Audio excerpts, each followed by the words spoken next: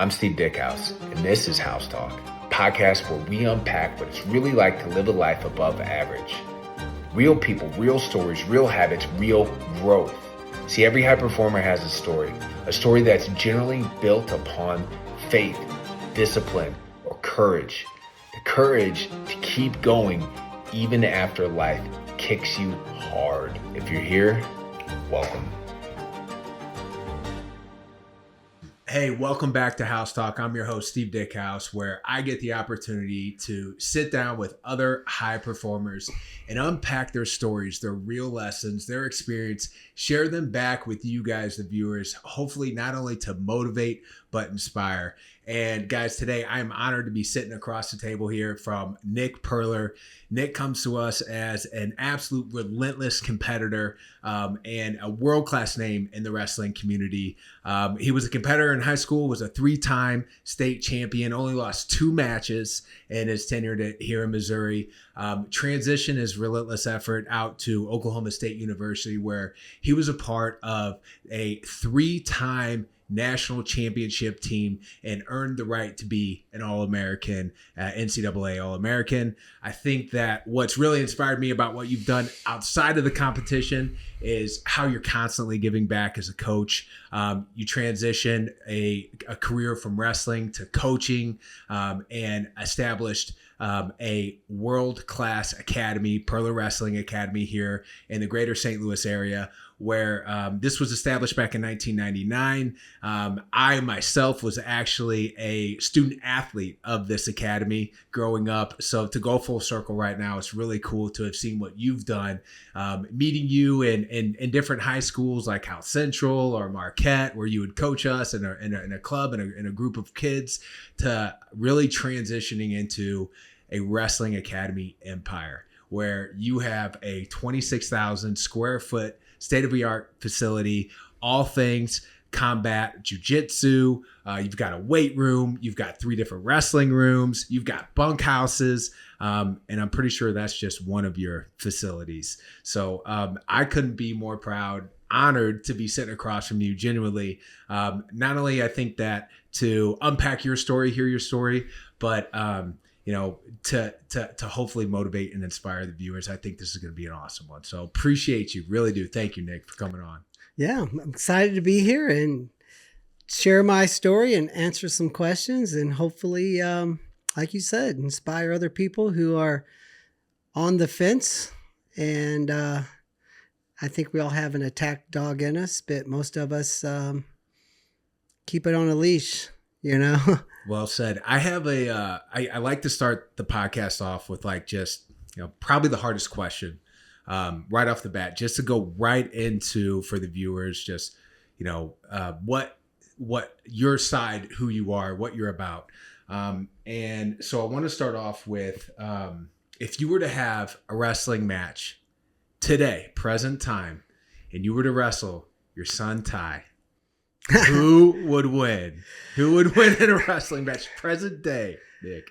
I don't think Ty's a good wrestler. Ty, placer. Ty was one of pounds on you. Yeah, Ty was one of our best high school wrestlers we've ever had. He kind of exemplified our patient approach to wrestling, because there's 2 schools of thought in wrestling. One is, just kind of wrestle like wild, wide open, and you'll tame and kind of compose later. We teach opposite. Wrestle smart and patient. It's better to win 3-0 than 15-12, because if you wrestle kind of a hectic style, you're going to lose matches and get discouraged. But when you kind of play within yourself and then individually, once kids get very good, we work with them. Some are ultra aggressive, some are tie-up guys. But yeah, Ty was his nickname is the Fridge, not because he's powerful, and just because when you tie up with him, it was like you can't move him, you can't get to him. So if I could score on him from the outside, I would eat him up. But if he could tie me up, I don't know if I could have gotten away from him. He was so good on top too. So right now he would beat the crap out of me. He's like 180 pounds. I'm 56, but it was definitely, which is cool. That's an interesting question. Complete clash of styles. You know, you kind of have three styles of wrestling. You have the ones who kind of wrestle from what John Smith taught as the touch, right? Just like a tie up, or maybe from a little bit of space. Then and then move a lot, kind of athletic, quick, dainty.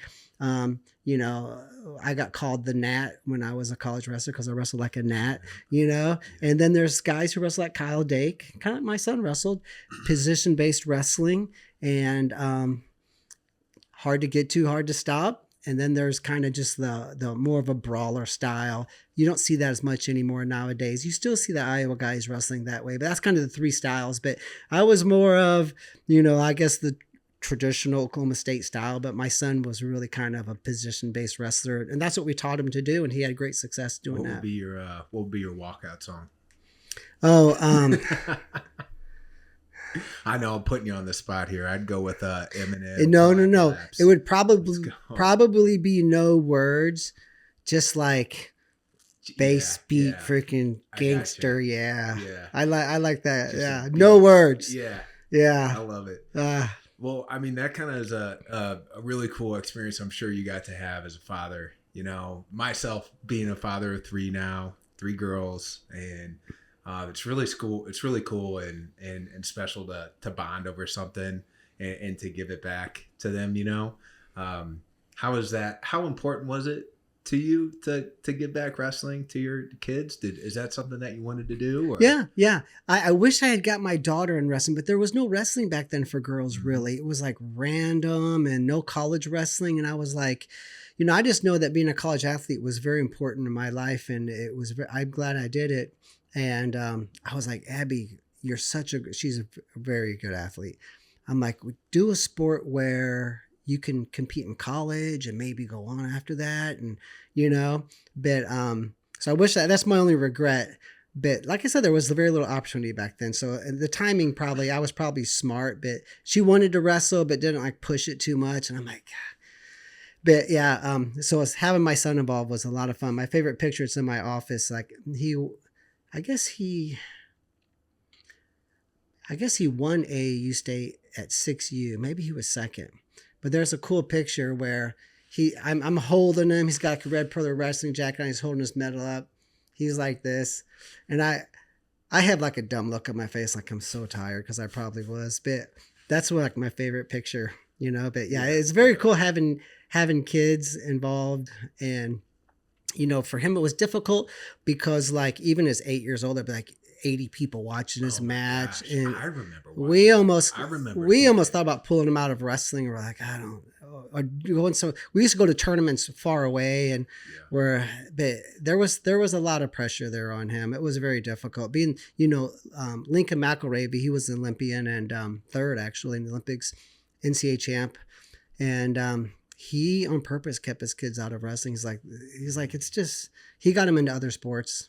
You know, which I don't know if that's the right approach, but it is difficult being a coach's kid, and especially when your dad owns a big wrestling academy and stuff. Gosh. And so he had a harder road than probably any athlete that I've ever coached, but he handled it well. You know, now he's super successful. Him and my son-in-law, they kind of own and operate the girls wrestling academy and camps.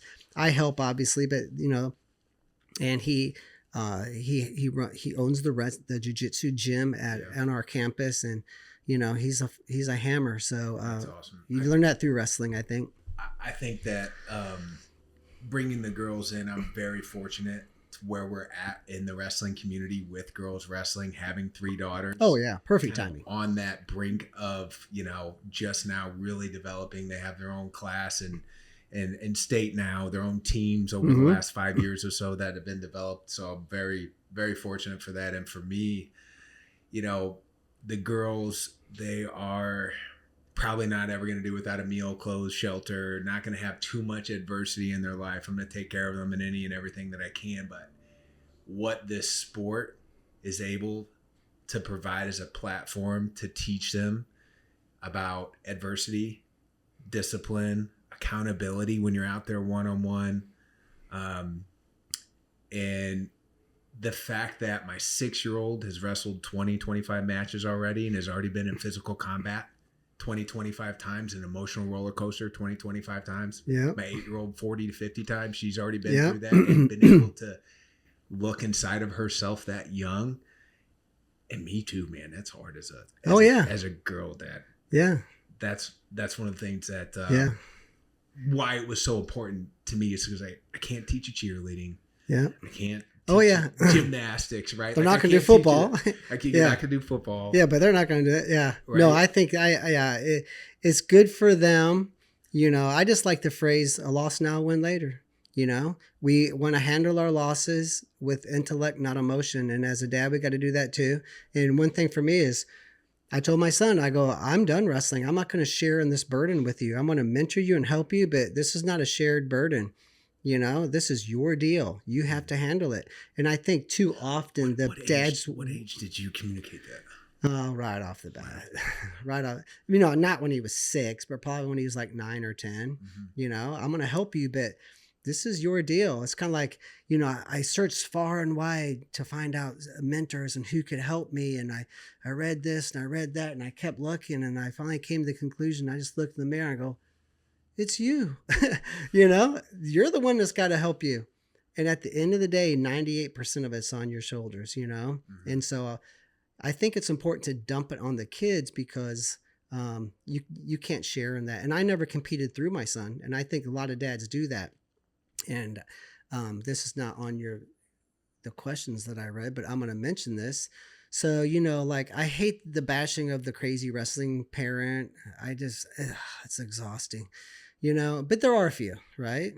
It's like Jim Rohn says, there's only really about 10 or 12 real nasty people in the world. Now they move around a lot. So you're going to bump into, and I kind of take that approach. 99.8% of the parents are amazing. But I do think that when you see the dad, I think this is the problem. There's a lot of men like to compete. It's in our DNA. It's just the way it is. We're combative. We get in fights in bars. We start wars. We just like to fight. It's just the way it is. And, you know, Dana White says that, and he's right.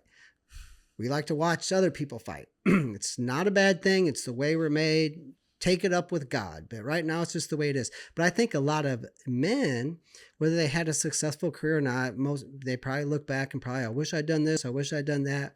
But then they get into a job, like you're in sales, so you're still competing. I compete every day. A lot of men have jobs where they're not competing, right? They might be a nurse. They might be a doctor. They might be a bricklayer. They might be a this or a that. They might work at GM. They might make $250,000 a year, but they walk in, they do the job that the boss outlines, and they go home.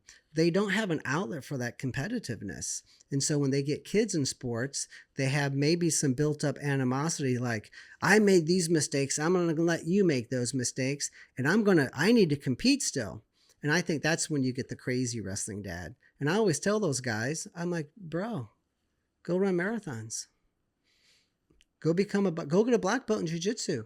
You can compete, you know? Yeah. You don't have to compete through your kid. You're helping them to become a competitor. But I don't think the crazy, unhealthy wrestling dad or sports dad is a bad guy. I think they're basically just... Intentions are there. I think they legitimately have this need and desire to compete, and there's no outlet for that. Yeah. But I will say this.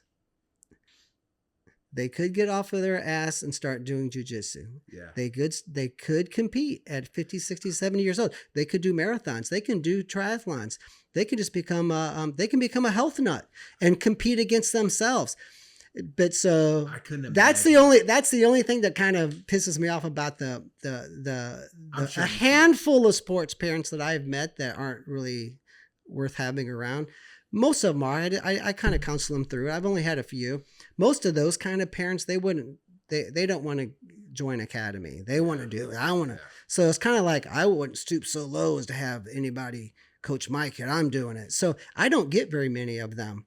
Most of them are at the YMCA practices or the local Pee Wee team or whatever, or the high school. So I don't see too many parents like that personally. They just don't.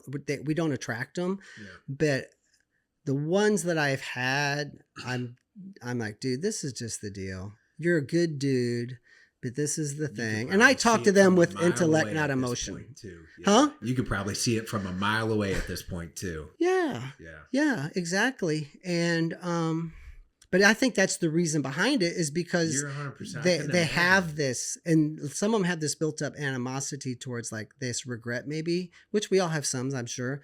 But I think they bring that baggage in, and that's you're a competitive guy. You don't have an outlet for your competitiveness, and you have this built up resentment for your career that never was, that could have been possibly. And that's a bad environment, especially if they have a gifted athlete. Oh, that's not good. Yeah.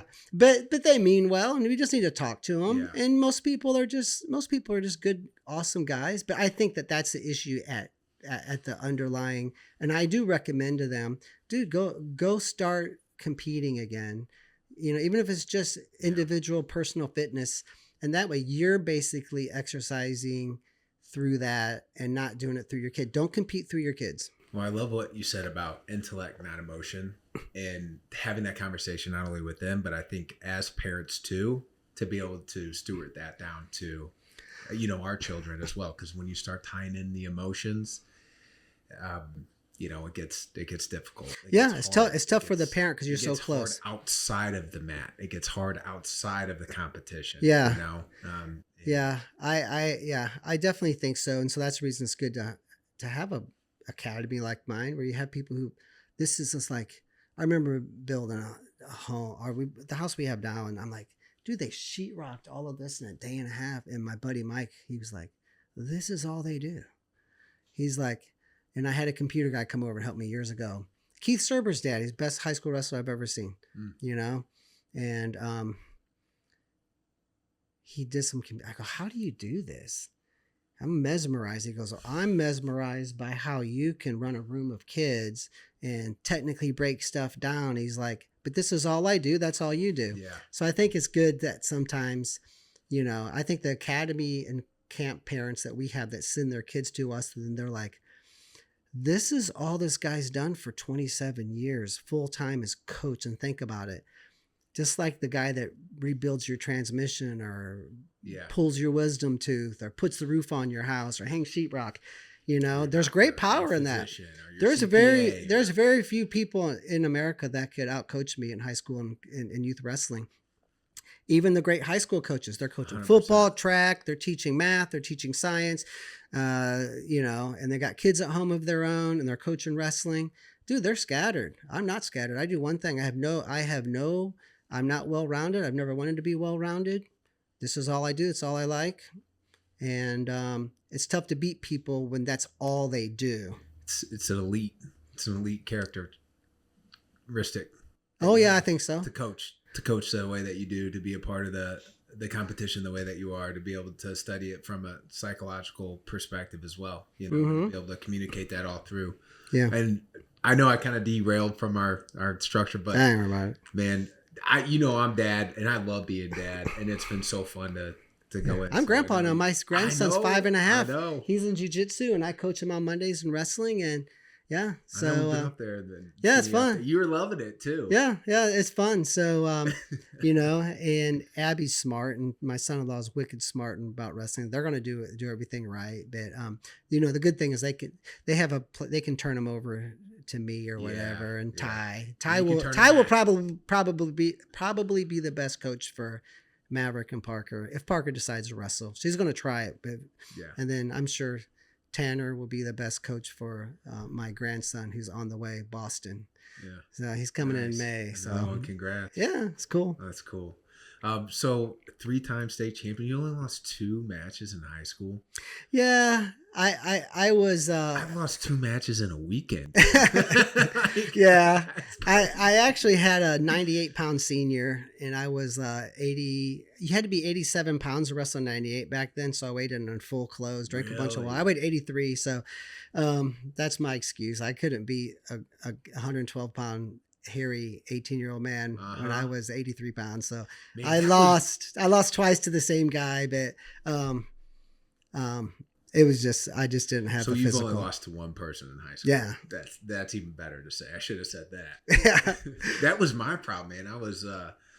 I was 81 pound freshman. I weighed 83 then. Then the next year I was 96, wrestling 98. I lost to him again. So it was just too much, you know. At some point in time, it's like you have late bloomers. I'm like, I mean, dude, that's what I was about to say. I don't know if you remember me. Yeah, in your room. little fat kid. Yeah, I was a late bloomer. Yeah, and I'm wrestling all these guys with facial hair and armpit hair, and I'm just getting. And that's where a dad who sees the big picture can weigh in and say, you're going to have to wait.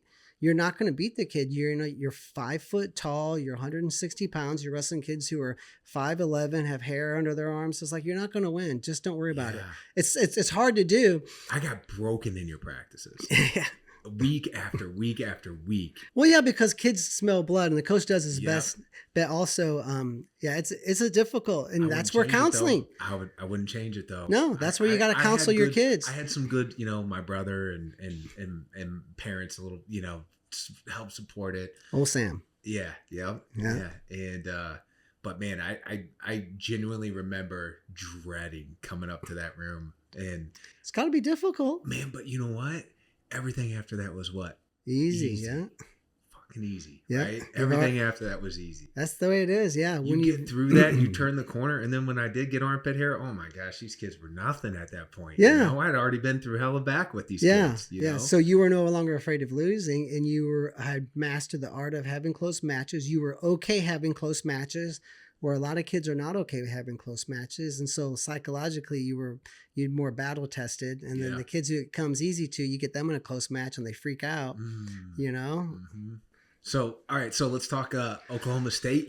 Did you and Tony decide on that together? Was there another school that you guys were kind of interested in? Yeah, there were a few, like SIUE, Mizzou, like Bloomberg. There weren't that many because we were little. Right. And I remember walking onto campus like August 12th or something. And I started working out with Corey Bays. He ended up being a Good Will Games champion, 2-time All-American. He was ranked number 2 that year. And I ended up getting 3rd, I think, maybe 4th. And he was like, you're not too small for college. Everyone says you're too small. And Joe was taking a risk. But, I weighed 122, I think, when I was a freshman in college. What's the smallest weight class? 118 back then. Okay. But by the time I graduated, I was 137, still making 18 for 3 of those years. So it was very tough. But so we were getting recruited and they called a lot, and it seemed good. We didn't know about scholarships and anything back then. And I just remember that Shepard Pittman was my freestyle coach, a Mizzou guy. He always talked about Oklahoma State. You guys got to go to Oklahoma State one day. And I'm like, Oklahoma.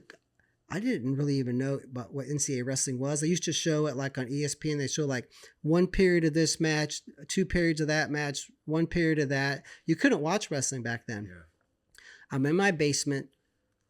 First college wrestling match I ever saw on TV was John Smith. He actually lost. Maybe it was Gil Sanchez. He lost. No, he lost to Jim Jordan.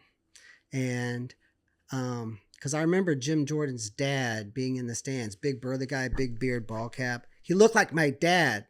And they're like, that's a mountain man right there. Old mountain man. Oh, Jim's dad's proud, Anyway, and I was pissed because I was like, I wanted OSU to win just because they had an orange singlet and Shepard Pittman said he wanted us to wrestle at Oklahoma State. I guess I was like a sophomore, freshman, and freshman, and then I maybe a freshman, sophomore, and then that summer we went to the NCAA tournament at Iowa State. Shepard took a bunch of us, and Arizona State won it that year, and I watched Oklahoma State, and once they started sending letters and calling, it was very exciting. Yeah, and then after our visit, they're like, "You guys, we're gonna make it work." So it was so exciting. That's awesome. Yeah. What was your favorite moment while you were there in college? There's probably not one. Well, here's a funny story though. On our college recruiting trip, John Smith was our our guy. He kind of picked us up, took us around. When you're your host. Yeah, he was our host. Yeah. And so that I was like, okay, they probably want us here if they gave us the world champion, and he had not won the Olympics yet. And So the Oklahoma State restroom was being remodeled, and after that was remodeled, it was still as crappy as what I told you earlier, right? Like no shower heads, broken tile, old 40-year-old mats. They painted the walls, I think, is all they did. They put some carpet in the locker room, and they built a big new sauna. That was the only thing. But so Oklahoma State, that first year at Oklahoma State, most of the year we wrestled at the middle school. It was an old abandoned middle school. And yeah, so that's where our practices were. No air conditioning. I think there was a generator for lights in the gym. The school was shut down, but that's where we practiced at. And there was no bathroom, so you had to go outside to take a piss. So I went outside to take a piss, and we're beating the shit. Well, John's beating the hell out of us because he was relentless, and we were going 3-mans, you know. I get locked out. The door locks behind me. And I'm like banging on the door, and they're like down a hallway. And I'm like, fuck, he's going to think I'm pussing out. This is going to ruin my chance to go here. I'm trying to climb through this window. I'm trying to climb up to get and see if this window's, this big metal rusty window won't open. Finally, he comes out. He goes, you get locked out? I go, I was not skipping. I was not pussing out. And he's like, well, dude, I know. It's John's so chill. I'm like, I just had to take a piss, and I got locked out. He goes, yeah, sometimes it does. Don't worry about it. I go, I just don't want you to think I'm being a puss, because I'm not. That's awesome. I was so scared that I was ruining I was out there for 12, 13, 14 minutes. I was like about to have a stroke. And this was your recruiting trip? Yeah. Yeah. That's funny. Yeah, that's like our official. We had an unofficial one where we kind of went and toured. You know what's crazy is like in today's, recruiting trip, it would be the other way around. Like the school would be just, going after these kids and like hosting them, red carpet, and you're like, dude, I got to make sure I get back in there to get in, Yeah. Yeah. And I don't know if it was even legal, but I guess John, it was. John was not on the, it was probably a tryout a little bit, but John was not on the coaching staff. So that was probably a tryout. Yeah. And that's how I took it, and I knew that I'm not going to beat John Smith, obviously, and I'm 120 pounds, and he's John Smith, but I needed to bang and stay in there and take it like a man. And so I knew that was part of it. Yeah. Because back then you couldn't even like play volleyball or floor hockey or basketball. You could do nothing that would give the recruiting coach an opportunity to evaluate the athleticism. You couldn't even go in for a physical workout. No. But we did it because there was this workaround where John was just a kid on the team. In an abandoned middle school. Yeah. Yeah. So that was a funny. So I had a lot of great memories at Oklahoma State. I should say I met my wife there. Right. I met my wife at Washburn. That's I love it first sight. I knew I was going to marry her after that. It was just the way it was. Yeah. She was the same way, and boom. She was 18. I was 19. Mine took some convincing, but I'm in sales. So you're in sales, yeah. Well, first time we kind of hung out. Well, actually, I was out of town, and then she bumped into all my buddies like Hesh and Freed and Pat Smith and my brother. And, she was like, dude, your brother was so annoying. And anyway, so I bump into her. Maybe her and her cousin or sister came up, chatted with us.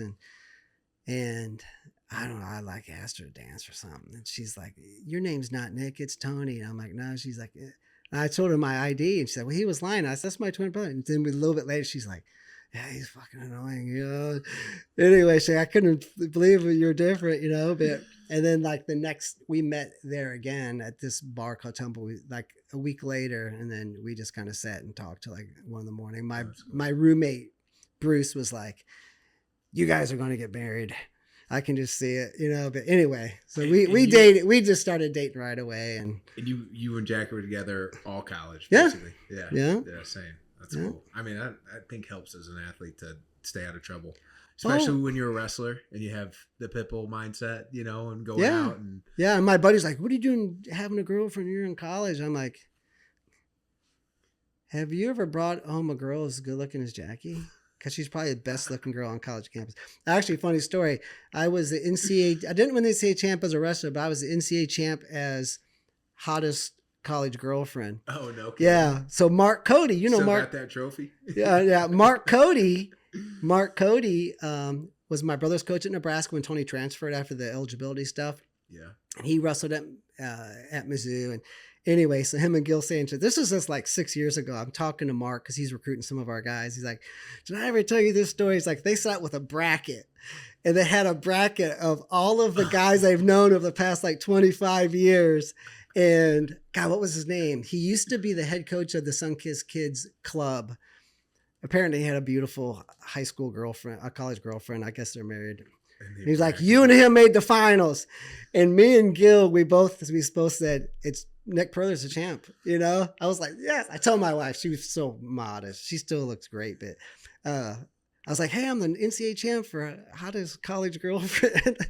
But that's Cody. The dude's freaking, he could have a comedy show. He's so funny. I could tell you some stories, but I met my wife there and, you know, so that was a good thing too. But I have a lot of great memories of Oklahoma State, more than I can count. Just, mostly was this, just being in an environment. And I have parents who's like, what have you done to my kid? I'm like, what are you talking about? You've only been to 3 practices. Like, he's changed.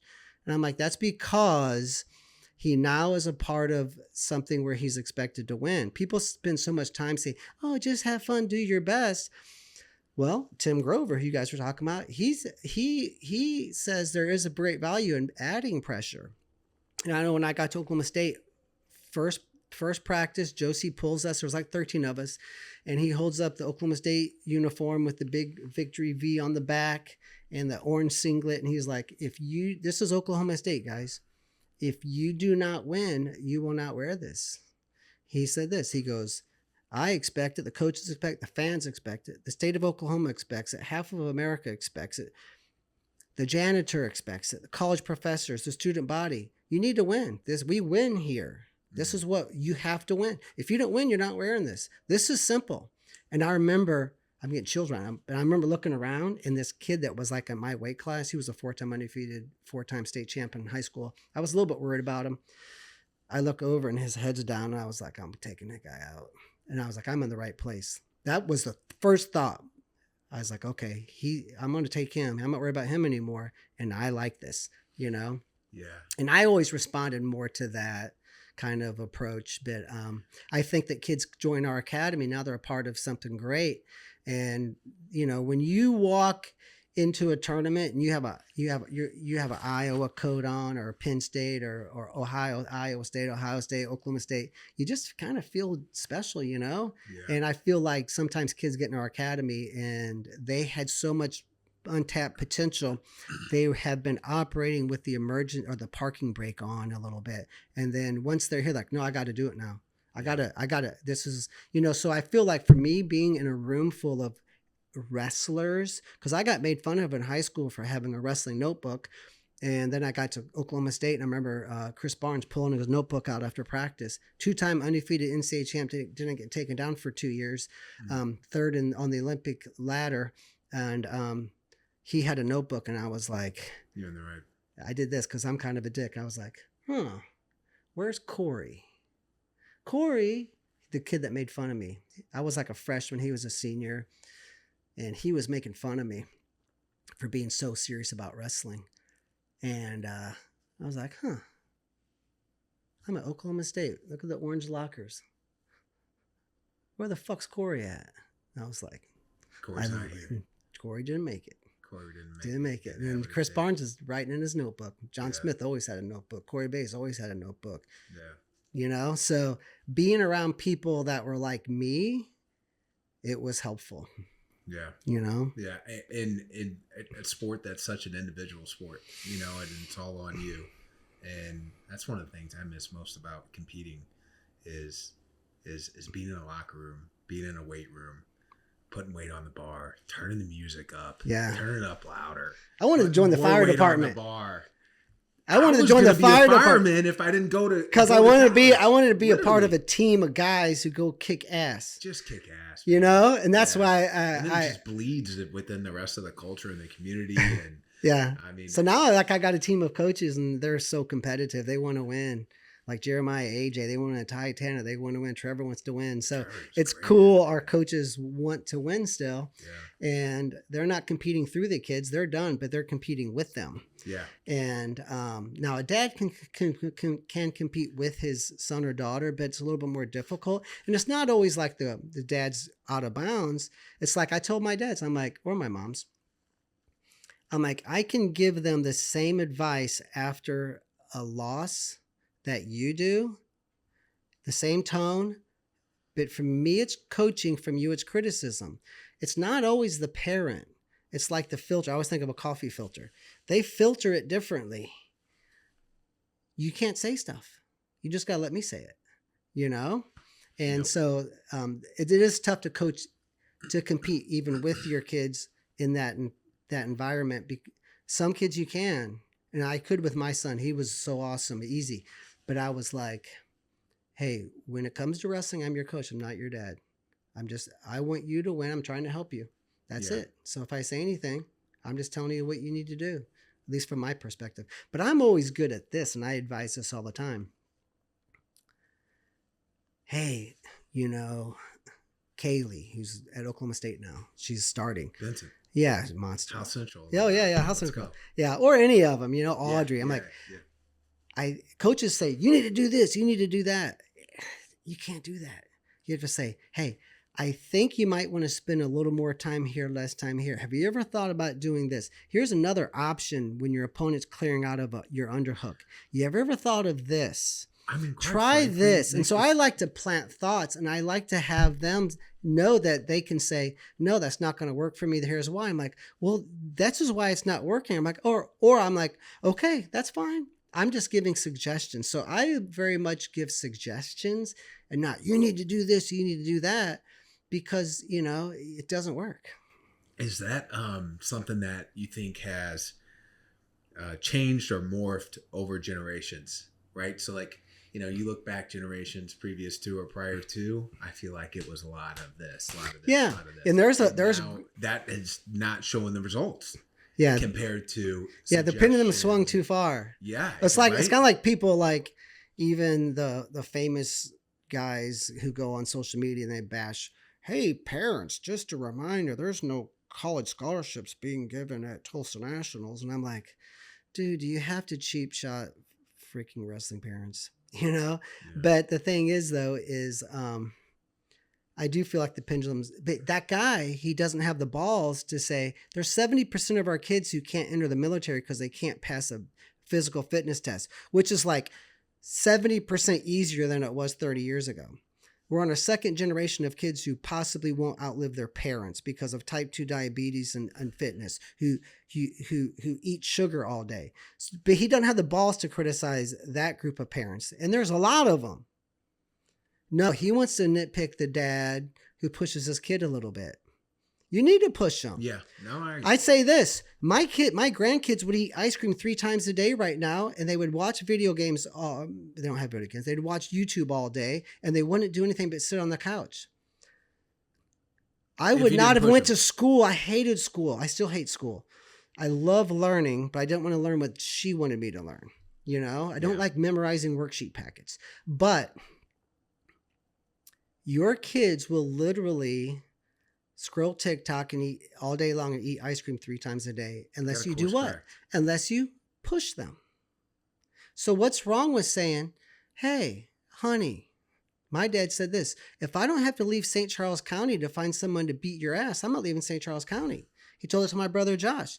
He's like, your dad did? Yeah. My dad was freaking tough, but he was always right. He was just a mean, tough iron worker, barroom brawler, fist fighter, just a mean guy, but in a good way. And I'm like, he was the best wrestling guy. He didn't know anything about wrestling. He didn't wrestle? No, hell no. But he knew, he just knew, he had an immense amount of common sense.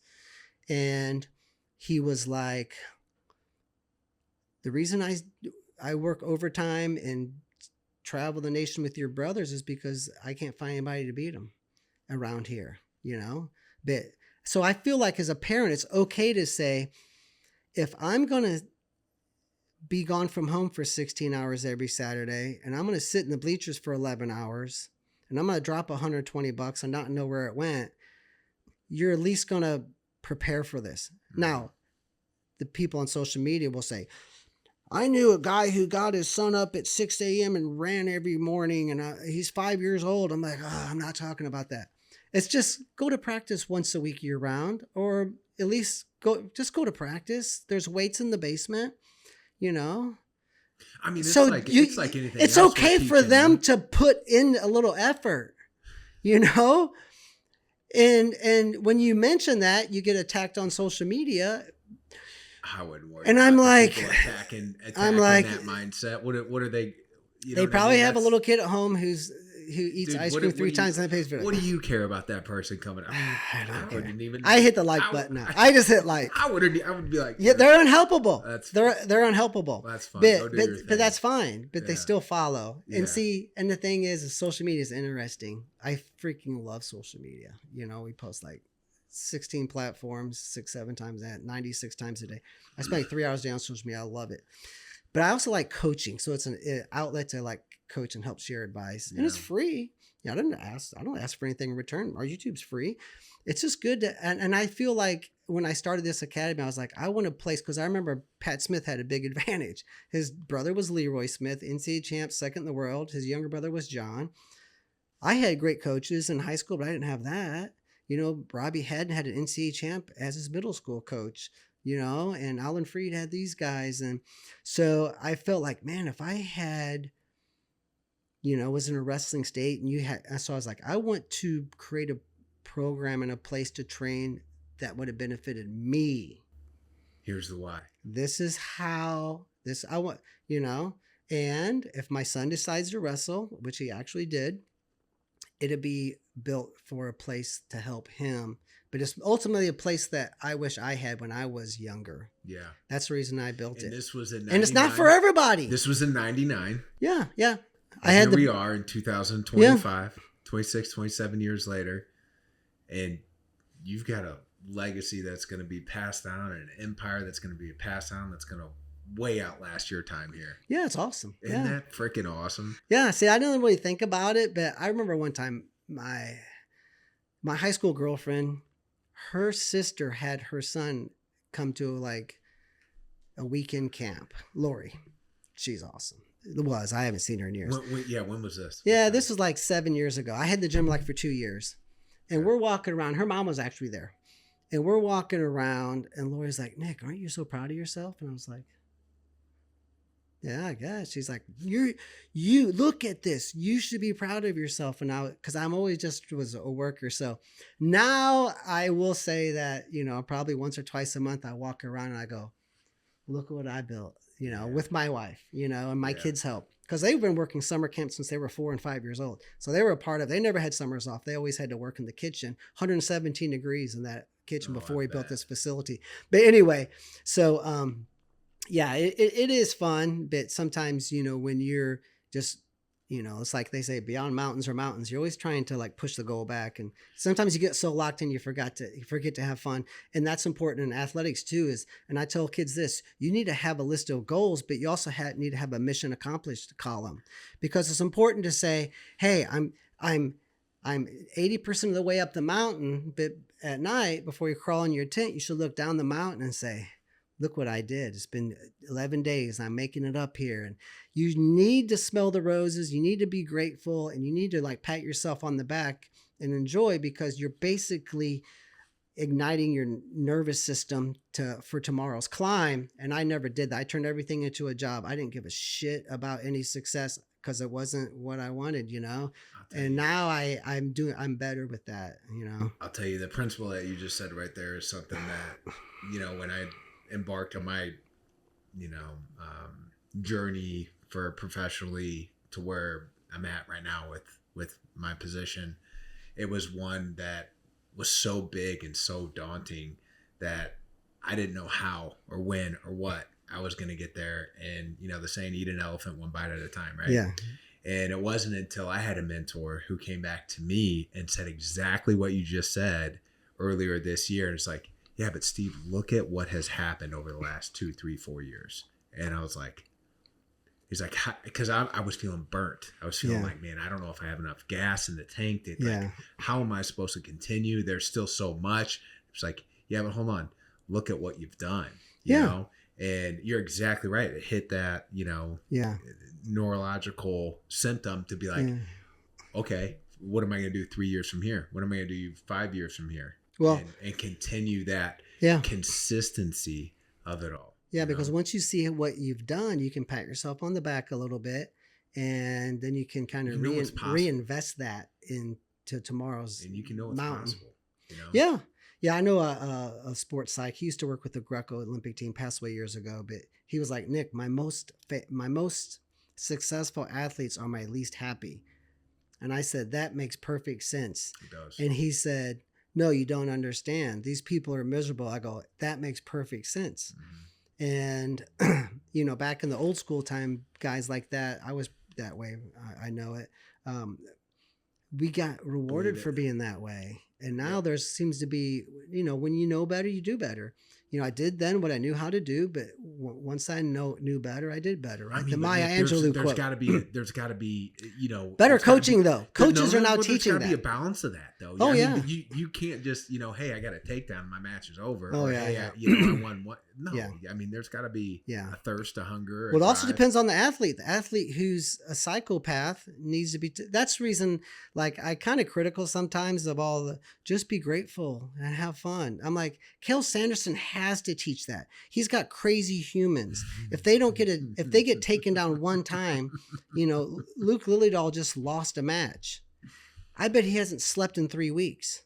Okay, he needs that. Your kid won't even show up to practice and put in effort and will take 3 months off and sneaks out of the weight room. He doesn't need to be grateful. He needs to get his ass to work. You're going to do this or not. So I think sometimes we're trying to take the Cael Sanderson approach with athletes who have an off button. It's like Alex Hormozy said he was chatting with a guy who worked with Olympic athletes, like hundreds. And he's like, Alex, one thing about these people that they all have in common is this one thing. They don't have an off button. And so Cael has only athletes who are mentally unhealthy unless he tempers them. And so you got a high school coach who has a kid who needs to be pushed.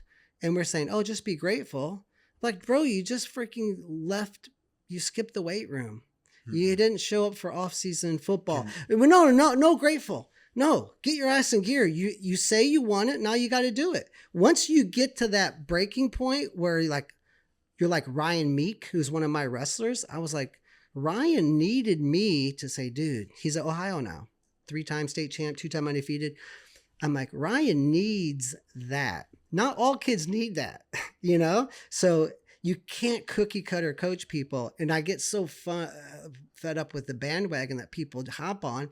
You have to take the athlete where they're at. And if you don't have this athlete who's like mentally not unstable, but like needs to be tempered, then don't temper them, push them. Yeah. And if some need to be left alone, like one of this, this Ryan Bates, he's just, he's a Navy SEAL guy. He's got a show on YouTube. I was chatting with him earlier. His son's just started wrestling last January. He just got 4th at Cliff King Kickoff. He's gifted. And I was like, he's like, Nick, the thing is he never gets nervous. It's always like, hey, you got a big rematch. He goes, don't worry about it, Dad. I got this. He's like, this kid's beaten him before. And he's saying that he's 8 years old. And I was like, my nephew used to be that way. And then it kind of got worked out of him, not by me, but I was like, Ryan, leave him alone. Don't pat him on the back for always being confident, because he'll start to second guess, is this normal? But also don't say, don't be overconfident, this kid's good. Or if you lose a match, see, you said you were going to, I go, I would encourage you just to keep your mouth shut. And you have a kid, let him be him. Because if you interfere, it's either gonna just leave him alone. I go, dude, just don't touch him. Let me ask you this. Because most kids aren't like that. Do you think it's harder to coach the athlete who has the rage, that needs to be tempered? Or do you think it's harder to coach the kid that needs a swift kick in the ass? Oh, it's definitely harder for the other one. Yeah. The kid like Greg Amos, one of my favorite high school wrestlers ever. I would be, when I lived in a little duplex by Winsville High School, he would call me. And sometimes I had my kids, I was a stay-at-home dad with my wife was working. It was tough. And then he would call again. And finally, 6, 7 times. And sometimes back then I didn't have my phone with me at all times. Mm-hmm. And I'd finally answer. I'd call him back. He's like, dude, where you been? And I'm like, I've been calling. I go, I know, I got my kids. We were at the park, dude. What's up? He goes, I gotta work out. We gotta go. Can you meet me? And we always had access to the Winsville. I'm like, okay, I'll meet you up there. But he's easy. He would literally call 12, 13 times in a row. Like, and he's an 8th grader, So yeah, they're easier, Is he coaching with you now, by the way? No, his son, I don't know if is into wrestling yet. Okay. He was going to be on our team this year and help coach, but I think his son's playing other sports. Okay. His son may not be a wrestler. Sorry not to derail. Oh no, yeah. But okay. those kind of kids are easier. Yeah. But the other ones, sometimes I know Mike Zadek, he was a world silver medalist. His brother Bill was a world champion, head coach of USA Wrestling. He said on some interview 15 years ago, he was like, I'm at junior nationals and I see my brother win it. He was a junior and I was in 8th grade, I think, 7th grade. And he was like, the reporters were lined up. Then there's pictures and then the light show. And then my brother's lined up with his stop sign. And I remember thinking, dude, my brother's just got famous. And he was like, that's when I decided I'm going to go hard. Because his dad pushed him and he did it, but his heart wasn't in it. And when he saw his brother, he's like, I'm doing this. He goes, after that, there was no more, the brakes were off. I went for it. So I do think that sometimes those kids, you just inspire them to what they can be. You have goals. So again, it's more counseling than coaching. You don't just say, you're not working hard enough, do 10 push-ups. You just say, hey, now you were, 6th in the state last year. I remember you crying under the bleachers. Do you not want to do this anymore? Yeah. Then how come you do that? I've videotaped kids. I've stuck a video camera on my backpack and I videotaped kids drilling many times. One was Austin Brown. He just beat the Fargo runner-up and a guy that made the world team. He's going to SAUE. He could have went, Virginia Tech, Cornell, big schools are after him. I videotaped him and I go, what are you doing? No, you're going to sit and watch this. 5 minutes. You didn't do shit, And his dad actually pulled him out of my room for 6 months. He goes, I'm not driving from Hannibal there anymore. His dad works for the sewer company in Hannibal. He's busted his ass every day at 6 a.m. digging in freaking shit. He's like, I'm not doing this. And yeah, I think that's hard. So, but now, frustrating too. But now Austin's a nutbag. I mean, he's there on Sundays training with Tanner. So I have seen kids, but you kind of want to counsel them, and sometimes you just show them a video of what they're doing, and you just say, is this something you really want to do? Because this is what I'm seeing. So but the cycle kid is easier to coach. Yeah, and I think the success rate's probably a lot higher. With the latter of the two that never winds up getting it and can be so frustrating. And maybe sometimes those kids need to leave wrestling. They should go do something they want to do. Bill Gates didn't wrestle. He's pretty successful. I mean, you don't have to be, but if they want you to work overtime and go to the VAC duels in New Jersey and spend $2,000 and take a week off of work, they need to do they need to lift those weights. I mean, that's not hard to fathom. Can I ask you, what part of the success that you've had post wrestling into, let's say, PWA and coaching, what part of the success that you've had did you not see coming? Oh, well, that's a good question. Okay, so I didn't plan on doing private team camps. I didn't plan on, all I planned on doing was academy. And then I was like, this academy room's going good. I'm going to do a second one. Then I get a call from Bonham. I'm going to do a third one. Then I said, I'm going to go to SIUE. I got Thursday nights off. I'm going to go there, you know? And then, 5-6 years later, all my kids are in high school, but my youth rooms are full. So I'm like, What years are we? That's probably 2007, Okay. 6 years in. Now I'm like, okay, now my rooms have doubled. I no longer have 130 wrestlers. I have 250. So now I'm coaching 5 to 7, 7 to 9, Monday through Thursday. And then people start calling and I start traveling, doing camps. And I did start doing camps right away. Because my academy numbers were so crappy. I got to start doing camps. So I rented out high schools. I did 5-day camps like in Southwest Missouri. I always was at football camps. So Yeah. I didn't have to Yeah. go to the Purler Wrestling camps. I've heard all the stories from my brother. So just like not these things. So work. like and we're going to start doing online coaching by Online Wrestling Academy. Yeah. Our online course. I didn't plan on that. So I just basically just followed opportunity, and I'm very common sense and I attack opportunity. That's just the bottom Tell me line. about it. What do you mean you attack opportunity? Well, I'm like, you know what? These wrestling DVDs by this company suck. There's literally 26 of them back in the day. That's not a system. I go, random wrestling moves. These wrestling camps are a joke. This high school coach shows his move. This Olympian shows his move. Still cool to get to learn from a guy like that.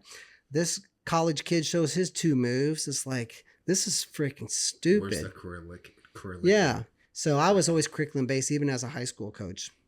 So I was like, so basically I just say, what's wrong with wrestling? I'm going to fix it. So like competition, like you go to a tournament, you'll sit 5 hours between matches. Your kid wrestles the same 4 kids every weekend. They get 11 minutes of wrestling. You dropped $120. You're not sure where that went. And you're like, okay, 11 minutes of wrestling, so we have competition camp. You get 12 to 15 tournaments worth of live wrestling crammed into a weekend. We had 1,700 kids last year do competition camp. Now we also drill, so they completely master 5 to 6 wrestling techniques. We have a wrestling technique plan, like 70 techniques that was our main system, you could say. And they're going to learn. So every time you come, there's going to be familiar faces, but also new partners. So you're going to master 5 to 6 techniques. And you're going to get, it's an hour and 15 minutes of live wrestling for 5 sessions. 3 kids in a group. And mat wrestling is everybody on the mat. So you're going to get 5 hours of live wrestling. So you literally get 12 to 15 tournaments worth of live wrestling crammed into a weekend. Because why? Competition in wrestling sucks. If you want to get good 11 minutes at a time, go right ahead. Skip that tournament, come to competition camp, and you get to wrestle kids from Arizona, Martha's Vineyard 2 months ago, Virginia, Oregon. This group from Montana comes every time, and there's actually a few Wentzville and Troy kids. And I'm like, Wentzville and Troy kids don't necessarily come. And I'm like, because it's too close, And I had kids from 4 different countries last year, plus all over America, come to camp. And I don't know if I had anybody from Timberland. And I'm like, how come the Timberland kids aren't here? They're 11 minutes down the road. But the thing is it's not the proximity. It's just that the thing about wrestling is this. There's very few kids that want to wrestle. Then the ones that do, there's very few of those that want to wrestle year round. Those that do, there's very few of those that want to wrestle year round intensely. So it's this dwindling down. So when you're looking at a guy like me, it's literally such a small percentage of the wrestler that I'm trying to attract. Mm-hmm. If I was selling wrestling shoes, everybody needs wrestling shoes. Intensive wrestling camps where you're not going to like eat ice cream and watch movies and stuff, and you're going to actually train your ass off. There is a very small, so it does make sense. The whole state of Montana isn't coming, but this mom, she brings her 2 girls every month from Montana. And how old are the 2 girls? I might have met them. I think 8 and 11. See, I think I might have met them last Christmas. Good little girls. And I was just like, where are you guys from? And they said, I was like, yeah. You guys came from Montana? I'm like, yeah, we're thinking about moving here. Yeah. And I was like, oh, really? Are you switching jobs or something? She's like, no, Purler. And I was like, Dude, how blessed are we to be this close in proximity? And literally everything you're saying. But Yeah. I want to unpack one thing that you Yeah. said here, because some of this podcast is kind of entrepreneurial. Yeah. And I would argue you would have blown up in the industry you would have entered. Yeah, I would be a very wealthy man if I wasn't wrestling. I will guarantee you. I'm not saying it, I would be extremely wealthy if I was in another business. I'm pulling two nuggets out of what you have brought into the industry, but you get to do what you love. How many people are wealthy and get to do what they absolutely have the most passion for in life? No, exactly. I mean, yeah, dude, you're that is true. But I also love hustle. I love business. And I will tell you this. I've never watched ESPN. I don't care about sports. I don't care about Hollywood. I don't look up to country music singers. When I was in high school, like a freshman, the first book I ever bought with my own money was the Donald Trump book, The Art of the Deal. Because I liked the guy was a hustler, brash, you know. And the second book was Mike Tyson, my favorite athlete ever. Because I did watch boxing. We watched boxing. But we had the John Hawk and Joel. They were my friends. And their parents owned like 3 companies, had this big house in Lake St. Louis. And we played baseball against them. And, you know, and I had another classmate, his dad was a hustler, and he had like one of the first 0-turn lawnmowers ever. He bought it with his own money. He was making like $15,000 a year, you know. And then the Sam and Bryant Gaines and Helias, they were both bunch of time state champs. Still huge landscaping company. They literally were making like way more in high school with their landscaping company than teachers were. And I'm looking up to parents who are in business. That's who I looked up to when I was like 13, 14, 15. When I was 12, I told my dad I'm going to have a wrestling supply store one day, and I'm going to be the number one, because I loved wrestling. I still love wrestling, but I was like what Rudis is, right? I love Rudis. I love everything about them. I'm just so happy that they're having success. I just love it. But that was my plan, was to have my own wrestling store. My dad's like, you guys need to be self-employed or have a business. He's like, because you guys don't work well with others. He's like, no one's going to want to work with you guys. He told me that. He's like, I don't see you guys ever being able to work with anybody but each other. You know, he's like, you're going to have to do your own thing. So I've always had this bug. So I do love the hustle and business and entrepreneurship side of life. I freaking love it. Well, you said common sense. You said attacking opportunity and curriculum. I can't say that word. I'm very organized. I have severe ADD. Those three things combined together are going to be dangerous, right? Like, to be able to put processes, define roles, define what it is that the technique is, define what it is, and not only in wrestling, but maybe a sales technique, maybe a follow-up process, maybe a closing. I think about everything. Yeah. So I get up every morning. Where does that come from? I don't know. I think about it all day. Yeah. So I get in the middle of the night and I type notes on my phone, and Audrey was working camp with me last week, and she's like, bro, you know, like turn it off. And I'm like, look at my notes. And I was like, 2:39 a.m. and I texted my notes, things I need to do. I need to tweak this on the landing page, and I just like that. But I don't really have, you know, some people say it's ADHD, which I think if I have it, it's a gift. But the common theme of people like that is they lock into one thing. And a friend of mine, Dave Nowick, his brother Phil, we were starting Purler Wrestling all over Colorado. And then he passed away of cancer at 39.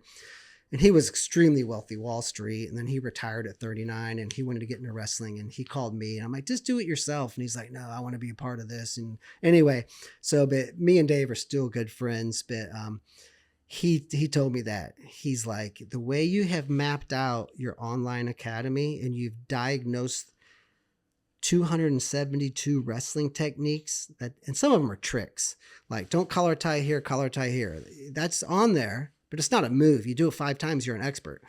And he's like, you're the most ADHD person ever. He's like, you have focused in on one thing. And I'm like, that's just the way I am, you know? It's kind of your superpower. Oh, I can't. I leave my house. I got to go get my oil changed at Firestone. I can't find it.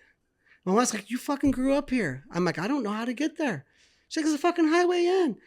I'm like, but I know this, you know? So I'm not smart, but I lock in on things that I'm really passionate about, and I shut everything else out. So the whole well-roundedness thing, I think, comes from people who are well-rounded, who are very happy with their life, and they go, this is the way to do it. Well, no, it's not. It's the way you did it. Everyone's different.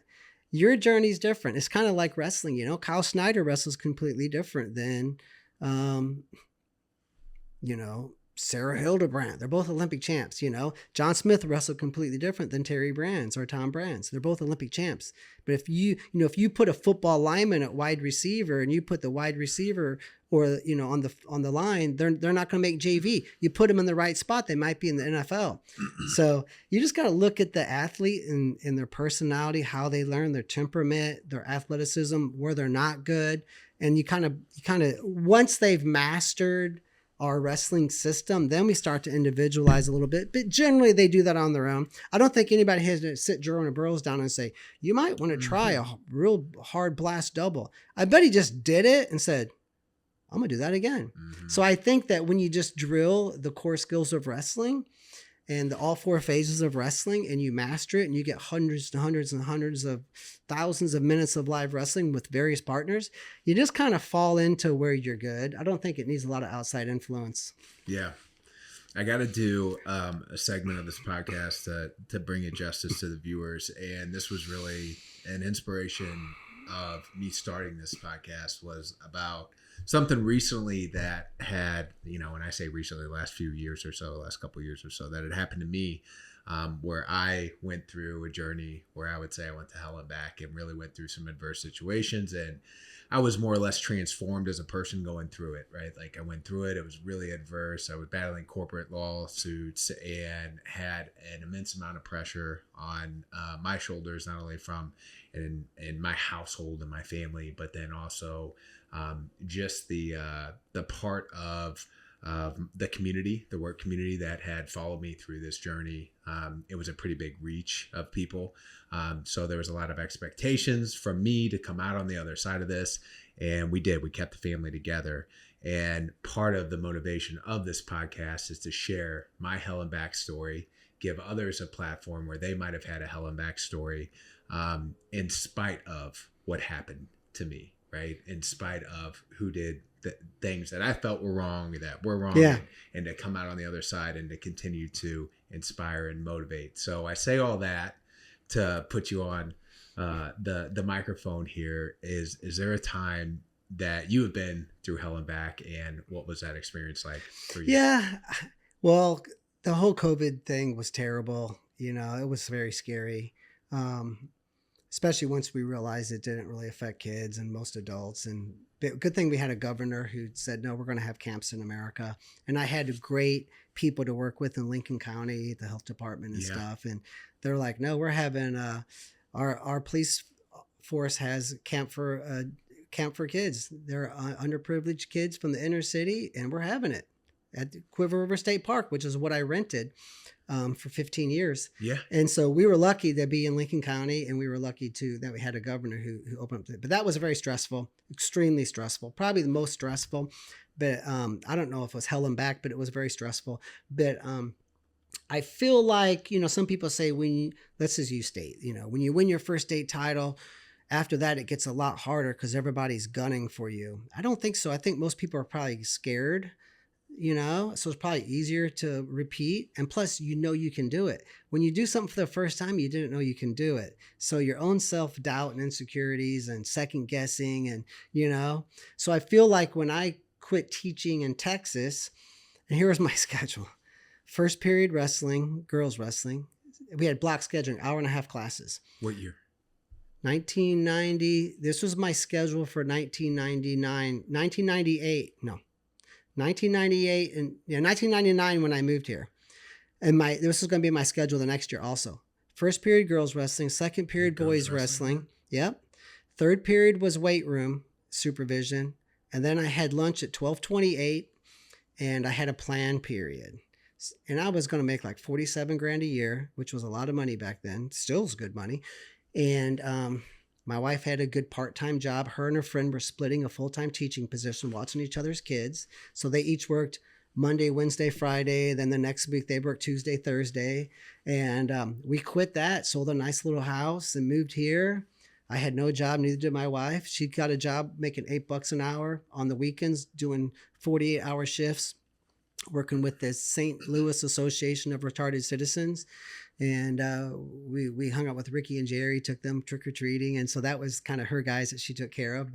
And I worked at a private school, Andrews Academy in Creve Coeur, making $14,000 a year. And so it was tough, and there was two like family sit-down interventions where my brother was there and my sister. She didn't say much, but my dad's like, you need to give up this pipe dream. You need to get a real job and you need to get insurance, be a man, But he wasn't negative that way. He was just fearful, So sometimes when people try to discourage you, it's because of their fear.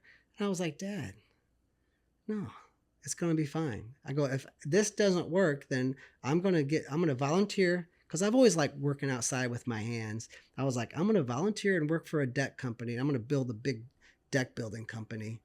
I'll be the biggest in St. Louis. I go, I'm going to have a big successful business. It might not be wrestling, but we're going to see, But there was some times where I was like, okay, maybe I can go into, Tom Tolley was like, you need to get into financial planning. And I was like, well, maybe I do this part-time. And my wife's like, Nick, it's working. You quit teaching a year ago. We bought 3 acres. We're going to build out there. Sure, we're living in a little duplex now. I got a nice new Nissan Xterra. You've got an old Camry. It's fine. You're doing good.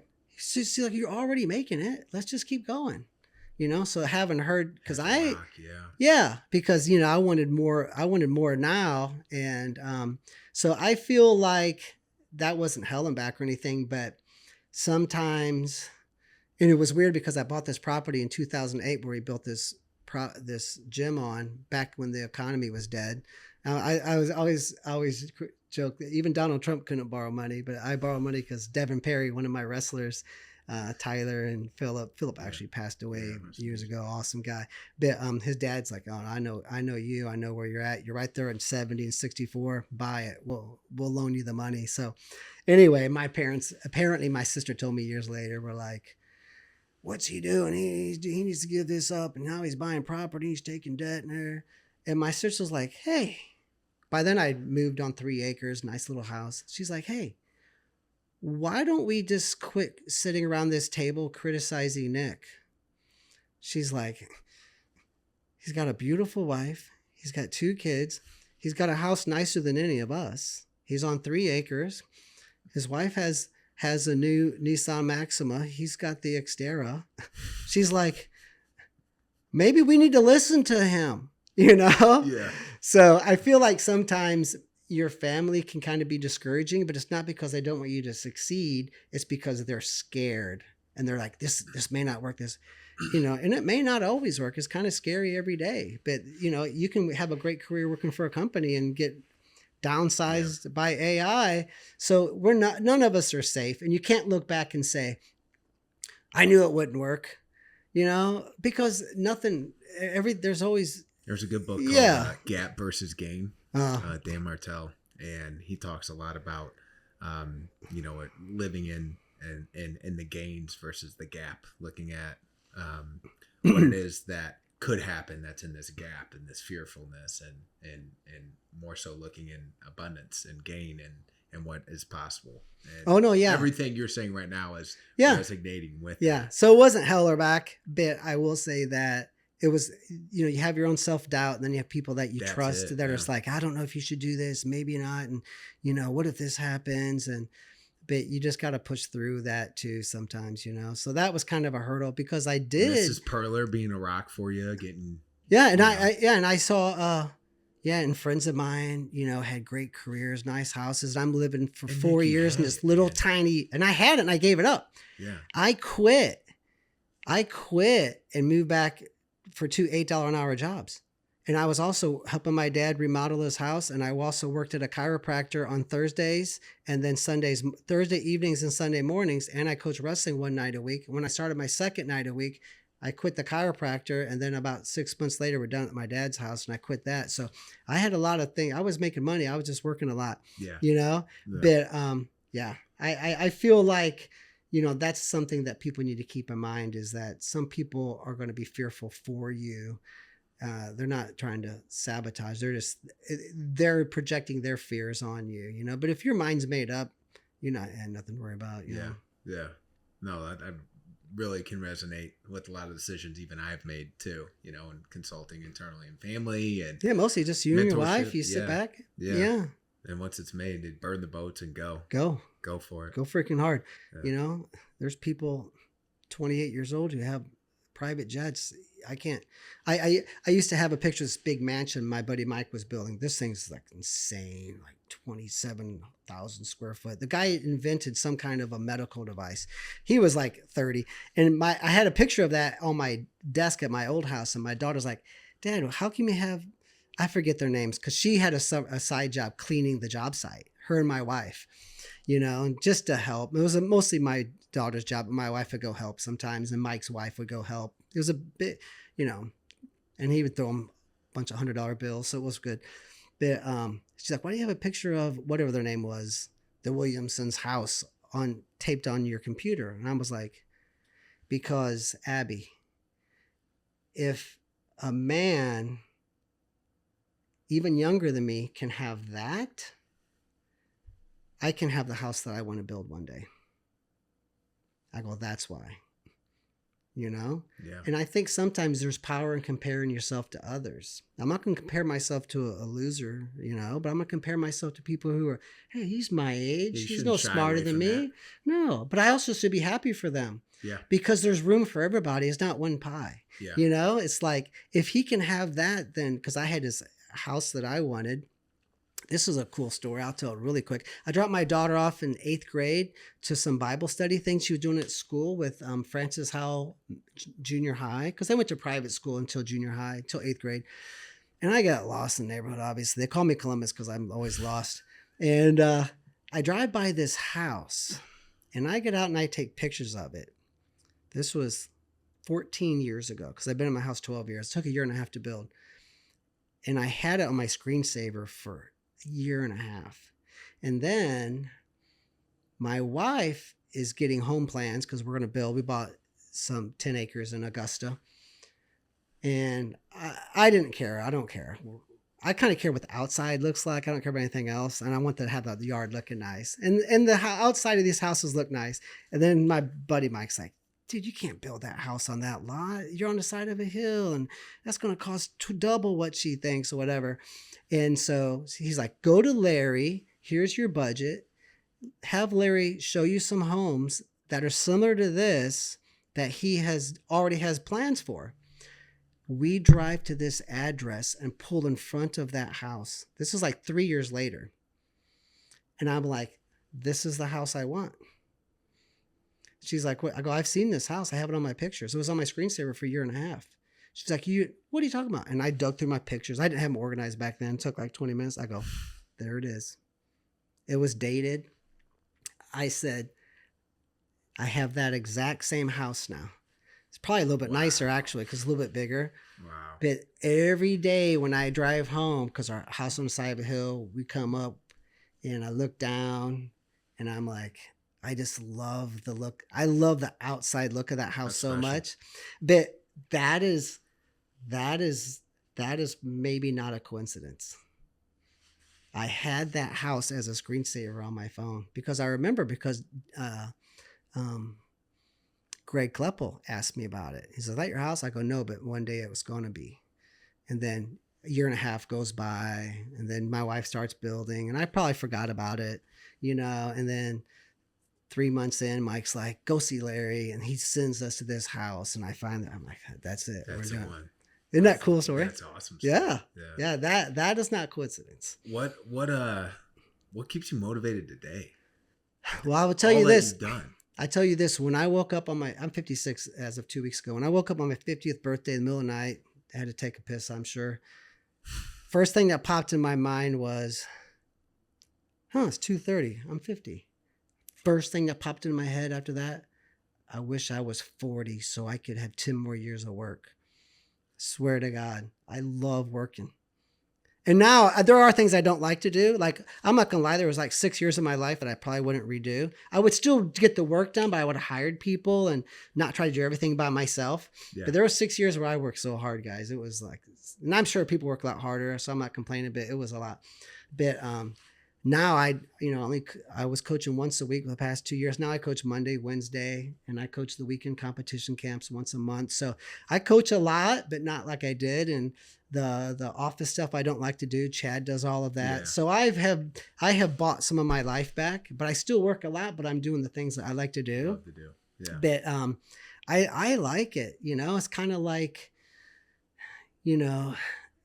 after Kobe Bryant, he was like, beyond mountains are mountains. I got to chase something else. And so after he retired, and you hear people say, man, if I made that money or I won that tournament, I would retire.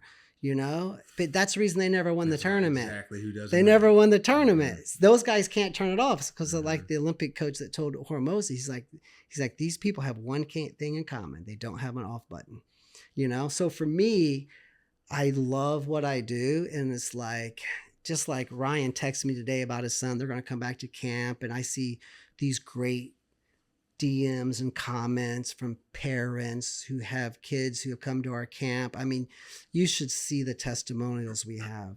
Some of them are like insane.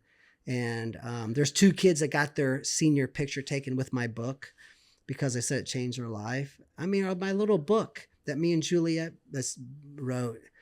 That's cool, That is something the money can't buy. Yeah. And so I like it. I like it. I do love helping people. And when I was a kid, my younger brother's friends would not come over to stay the night at Josh's house because Nick and Tony are going to make us wrestle. We would have practice plans lined up. We had drill plans. This wasn't like pillow fight wrestle. This was like you're wrestling. We had practice sessions lined up, and they wouldn't show. Where they at? Or they would come. They go hide down at the creek. Then we'd go at practice at night because we were trained all the time. And then they would come up the hill from the creek and hang out at Josh's at our house. Awesome. So I was always a coach. So I feel like for me, that is a driving force. Is I love coaching, love helping people. Yeah.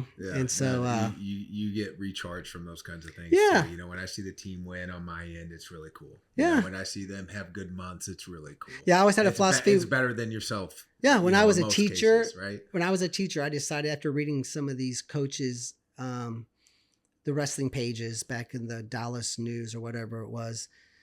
Oh, the kids didn't do this. And I was like, dude, you look like a weakling. And I was like, I'll never do that.